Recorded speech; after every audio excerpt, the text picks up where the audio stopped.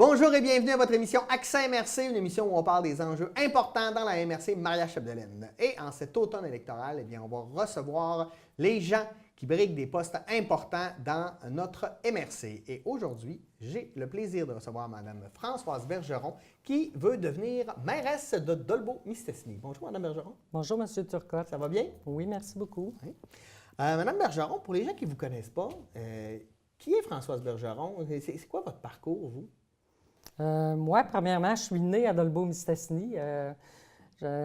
Moi, je suis née parmi une famille de 6 filles. Okay. Alors, je suis positionnée dans le milieu des 6 filles. Ma famille, c'est une famille qui a été impliquée dans le milieu des familles fondatrices de la municipalité de Dolbeau-Mistassini, les Lindsay Bergeron. Lindsay, mon grand-père Félix avait possiblement les concessions de garage de mémoire. Moi, j'ai vu passer pas mal toutes les marques d'automobiles ici. Et puis, c'était un entrepreneur en plomberie, donc tous les bâtiments qu'on connaît, le centre hospitalier, les maisons du quartier de la Compagnie, c'est mon grand-père qui a fait le système de plomberie et chauffage. Et moi, la famille Bergeron, c'est des entrepreneurs forestiers. Mon père était camionneur. Je fais aussi partie de la famille des Bergerons, les pommes de terre, les cultivateurs. Okay. Puis c'est ça. Moi-même, j'ai des lots boisés privés. Je cultive la forêt. On a planté plus de 100 000 arbres, mon époux et moi. Et puis, c'est ça, on a une bleuetière aussi. Ça que, tu sais, les secteurs de l'économie dont on parle, qui sont importants pour le secteur, eh bien, moi, je suis en plein dedans. Là. Je connais les enjeux et aussi les acteurs là, de ces secteurs d'activité-là, plus principalement, oui. On sait qu'il y a 4 ans, vous êtes revenu, je ne sais pas si ça fait 4 ans, là, mais en tout cas, il y a 4 ans, quand on s'était rencontrés, parce que vous avez brigué un mandat comme conseillère municipale que vous avez eu, ou vous venez de terminer, vous reveniez à Dolbeau-Mistassini après une carrière à Hydro-Québec, si je ne me trompe pas? Oui, c'est ça. Bien, moi, je suis revenu en 2011 au niveau de la région. J'étais basé à Chicoutimi actuellement. Ce qui m'a amené à revenir ici, bien, c'était aussi pour prendre ma retraite. Je n'ai jamais abandonné ma municipalité, je vous dirais ma ville d'adoption et de naissance. Quand j'ai travaillé à Montréal 13 ans, à tous les 15 jours, j'étais ici. Comprenez-vous? Oui. Alors, j'avais une résidence secondaire. Et aussi mes lots boisés privés, ma bleuetière. Donc, mes vacances d'été, moi, je suis une fille de terrain, fait que je passais mes vacances là, au niveau de l'exploitation. J'accompagnais mon époux parce que c'est lui qui exploite ces choses-là. Et oui, je suis revenu en 2011. Ça a été aussi la dernière année que j'ai pris ma retraite. Ça fait 6 ans cette année. Puis là, j'ai décidé de m'investir au niveau de la fonction publique municipale. Donc, vous venez de terminer un mandat comme conseillère municipale. Qu'est-ce qui vous a incité à dire, là, moi, j'ai le goût de plus, j'ai le goût d'aller à la mairie? Je vais vous dire, moi, là, avant d'être conseillère municipale, j'avais déjà investi la fonction municipale. J'étais sur le comité consultatif d'urbanisme. Okay. Et ce qui m'a incité à réfléchir à mon implication future au niveau de la municipalité, bien, je me suis bien préparée à ça d'ailleurs. Je suis membre du comité des finances, membre du comité des travaux publics, également membre du comité d'urbanisme dont on parle tout à l'heure. Puis, je participe aussi à des tables locales participation citoyenne. Ça, c'est des points d'intérêt là, qui m'ont inspiré puis qui m'ont incité là, à devenir mairesse. Puis il y a aussi des individus qui m'ont abordé. Ils m'ont dit « Pourquoi, Françoise, tu ne fais pas le bon? » Alors, souvent, les gens me demandaient « Y vas-tu, y vas-tu pas? » J'ai réfléchi longuement. Parce que 4 années, c'est important. Oui. Tu sais, pour participer au devenir de la ville, ça prend du temps. Moi, les 4 dernières années, je peux vous dire que j'ai mis beaucoup de temps au niveau de mon implication là, citoyenne, puis mon implication au niveau de l'administration municipale. Puis, il y avait aussi, là, en 2013, quand j'ai embarqué dans cette progression-là de ma carrière, il y a un journaliste, là, je peux le nommer, M. Gilles Simard, qui avait fait un éditorial puis qui sollicitait les citoyens à participer à la vie démocratique. Là, on sait que c'est notre gouvernement le plus près des individus. Puis moi, j'ai une formation en administration publique, alors j'ai été interpellé. Puis là, étant les deux pieds là-dedans, bien, pourquoi pas continuer? Moi, je suis une femme énergique, j'ai une bonne santé. Mon conseil d'administration me le permet, je l'ai consulté, mon époux et mon plus proche CA. Alors, j'ai dit oui, pourquoi pas. Puis je pense que j'ai encore des choses à faire avec le nouveau conseil qui se présente. On a déjà quatre élus qui sont une source, premièrement, de joie. Je les en félicite de s'offrir comme ça pour le développement de la municipalité. Puis ça me permet aussi encore plus de dire oui, j'y vais, parce que ça me motive encore plus là, de voir arriver ces nouveaux visages-là, je vous dirais, là, avec des compétences variées qui, moi je me vois là, comme me servir aussi, et puis que servir la population avec ces nouvelles fonctions-là qu'on peut greffer aussi, puis ces nouvelles idées-là. Moi, en tout cas, En parlant d'idées, là, on sait que pour les gens, l'économie, c'est super important. On peut parler de l'économie, du travail, parce que quand tu as un job, ben, ça freine l'exode des jeunes. On parle de la crise forestière parce qu'il y a beaucoup d'emplois attachés à ça, donc avec l'économie du coin. Qu'est-ce que vous prévoyez faire? C'est quoi vos propositions au niveau économique pour le secteur? Bien, comme première chose, premièrement, la mairesse devrait participer en concertation auprès de tous les groupes là, qui sont de réseautage, là, les chambres de commerce, l'Alliance Forêt Boréale. Là, ça, c'est le premier mouvement que je ferai, c'est ça. Le deuxième mouvement, c'est les investir aussi pour parler au nom de la municipalité. Nous, qu'est-ce qu'on peut faire comme gouvernement local, comme municipalité, comme ville, pour aider ces gens-là? C'est surtout de l'accompagnement. Parce que nous autres, on ne peut pas faire le core business d'une entreprise. Excusez l'expression. C'est que les gouvernements doivent décider des choses, puis les compagnies aussi. La municipalité doit accompagner l'entrepreneur, faciliter l'accès aux entreprises, les accueillir. C'est-à-dire de regarder avec les programmes qu'est-ce qu'on peut faire pour les attirer, les retenir, puis aussi comment on peut prospecter d'autres entreprises pour permettre l'emploi à nos concitoyens, là. Mais une municipalité ne peut pas le faire seule. Il faut le faire en concertation avec des partenaires.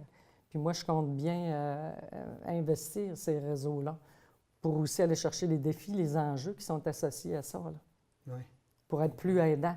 Parce que la ville de Dolbeau-Mistassini, il faut qu'on planifie. Tu sais, si on a une nouvelle entreprise ou une entreprise veut se développer davantage, il faut qu'on planifie avec les fonctionnaires. C'est-tu un agrandissement de réseau?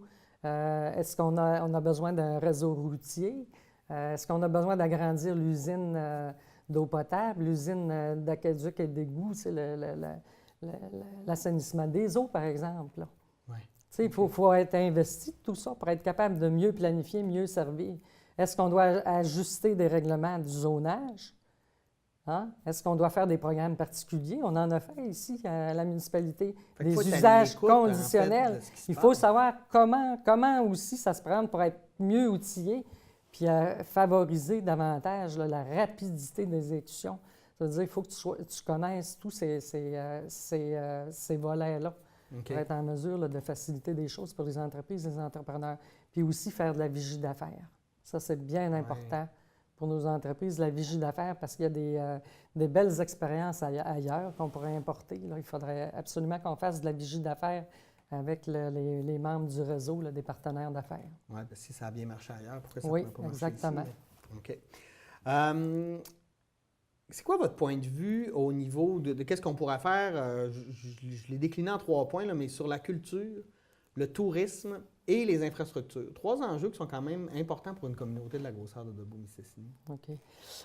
Écoutez, moi, là, la culture, là, c'est quelque chose qui m'interpelle parce que c'est l'identité, là, le ciment de notre collectivité. Alors moi, je suis une personne là, qui est sensible à ça parce que On a, on a aussi de l'infrastructure qui est payée aussi par les contribuables pour justement nous permettre de développer ça. On sait que nous autres, on a des talents internationaux ici, là, qu'on est une petite municipalité, une petite ville quand même, ben, à la grandeur du Québec et du Canada, puis on a des artistes internationaux là, qui font l'envie de bien des municipalités, là, je vous dirais. Là. Puis, nous aussi, on participe actuellement. D'ailleurs, je suis allé à un lancement dernièrement pour des programmes. On participe avec la MRC notamment. Là, la Ville donne 10 000 la MRC 15 000 sur 3 ans, je crois, oui. Puis le gouvernement en met tout autant. Donc, ça donne un montant dans l'ordre d'idée de 150 000 pour des projets pour venir en aide à des artistes. Okay. Alors, moi, la culture, la ville de municipalité y est et j'y serai toujours aussi en arrière des citoyens pour permettre justement que notre identité, puis que ça permet aussi le rayonnement de la municipalité, comme j'expliquais tout à l'heure. Puis ça crée de l'emploi aussi direct et indirect. Ouais. Puis au niveau du tourisme? Au niveau du tourisme, bien, on sait que nous, à la municipalité, on a créé un comité qui s'occupe aussi du tourisme. Et avec la MRC aussi, il y a des agents conseils qui sont là. On doit faire en sorte là, de ce secteur-là qui est quand même tributaire là, du PIB au niveau du Québec, là, le produit intérieur brut. Il y a des retombées économiques non négligeables. Puis nous autres, on a des coins de pays, je vous dirais, qui méritent d'être vraiment publicisés et aussi qu'on ait des produits d'appel, tout autant que les cantons de l'Est et la Montérégie. Vous savez, là, les paysages des cantons de l'Est, la Montérégie, là, nous, nos coins de pays, là... moi, je pense à la plage de Vauvert, qui est la plage de Vauvert, Notre-Dame-de-Lorette, oui. les grandes, tu sais, les grands espaces, la forêt boréale, nos bleuetières en automne avec les coloris qu'il y a là. Vous savez, à Montérégie, là, la région de Rougemont, là, bien, il y a le Mont-Saint-Hilaire, là, il y a des circuits, là, les pommiers en fleurs. Nous autres, nos bleuetières, quand ils sont en fleurs, c'est magnifique.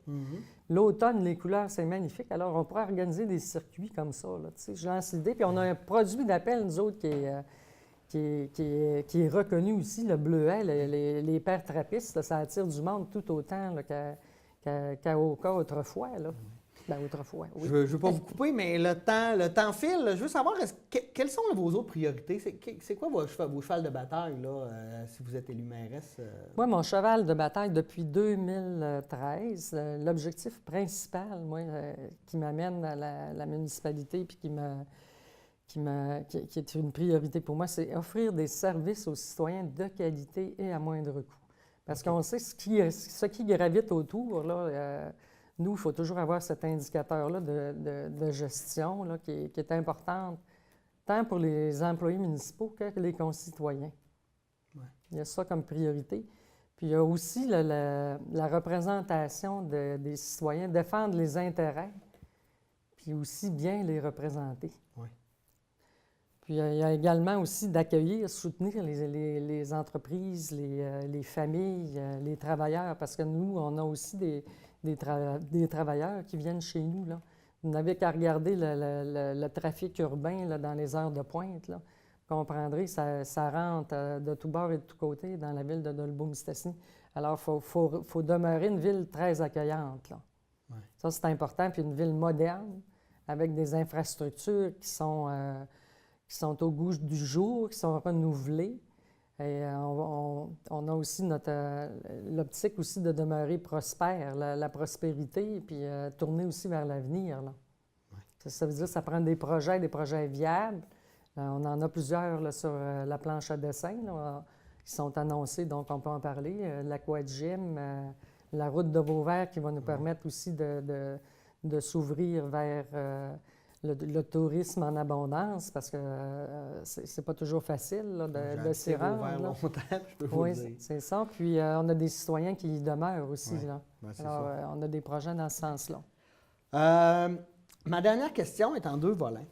Je veux savoir, le 5 novembre prochain, pourquoi on devrait aller voter et pourquoi, entre autres, voter pour Françoise Bergeron? Entre autres, qu'est-ce qui vous rend extraordinaire?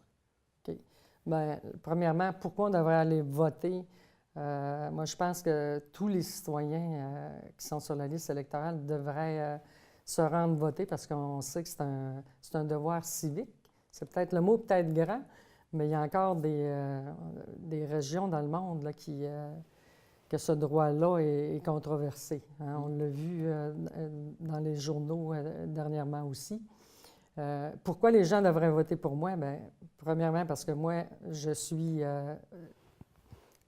au conseil municipal. J'ai été au conseil municipal à titre de conseillère municipale. J'ai une formation aussi en administration publique. J'ai travaillé dans la fonction publique 20 ans, dans les budgets, dans les plans d'affaires, puis au niveau de la vigie d'affaires aussi. Ça fait que je suis un peu éclairée dans ces domaines-là. En ressources humaines aussi, en santé et sécurité au travail. Je n'ai pas peur de mettre entre parenthèses mes bottes à cap pour aller sur le terrain, comme on dit, là, voir mes gens, mes employés, voir les concitoyens. La participation citoyenne m'interpelle aussi. Vous savez, je suis proche des gens, moi. J'ai lancé l'idée à la radio l'autre jour d'avoir un bureau satellite dans le secteur Mistassini, là. Comprenez-vous? Moi, je vais aller vers les citoyens, pas juste que les citoyens me rendent visite, mais moi, je veux descendre, rencontrer mes gens pour connaître leur satisfaction ou leurs besoins. Il faut être près des gens, je pense. Également, moi, j'ai une bonne santé, je l'ai dit tantôt, je pense. Je suis dynamique aussi. Puis, j'ai pas peur de mes convictions. J'ai pas peur de défendre mes convictions, de défendre les intérêts et les besoins de mes concitoyens, peu importe le niveau que je devrais m'y rendre. Peu importe le gouvernement, moi, je suis capable de faire face à la situation. Rencontrer des gens au niveau fédéral ou provincial, ça m'importe guère quand c'est le temps de défendre mes concitoyens, je vous dirais. Merci énormément, Mme Bergeron, d'être venue nous rencontrer. Vous souhaitez bon succès le 5 novembre prochain. Nous, on vous remercie d'avoir été des nôtres. J'espère que vous avez bien apprécié et on se dit à la semaine prochaine pour une nouvelle édition d'Accès MRC. Bonne semaine!